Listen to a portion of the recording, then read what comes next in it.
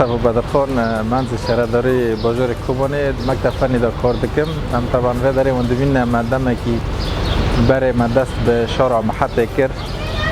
امنها تقریبا مرحله تسویه و میولان ام داوید کن هیرو. ماتریل جمع ما تقریبا عدد 55 منها قدان داوی کردن. شارع ما فرعی ددمانه اما دوان داشت شکنه تقریبا 6 ماتریل اما هیرو بقدرنا و حتی که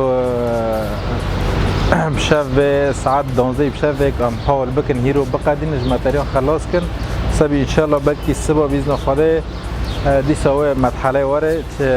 پارچه که می چوچک مایه شغلی 5 متری مایه اما ویجی بداوی بکنه و دم آریا سبتجی اما دست به کار خواهی انترلوک بکنه ایدینا قوم خواه بکشینه فرش بکنه میول خودین دست به کاور انترلوک بکنه و انشالله دویم و کاری که پاک در کوه شباب در کوه و مرحله دیامین مدرسه به انترلوک کری مدرسه پی که مدرسه به جقاد آرین میرکان دا دیگه قاد آزادی و حتی جمع تیپ سالش شهید عگید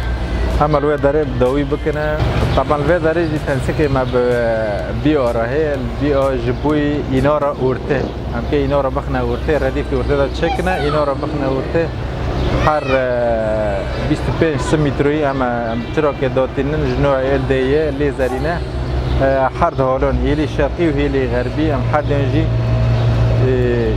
اینا را تکوه هر ایرانش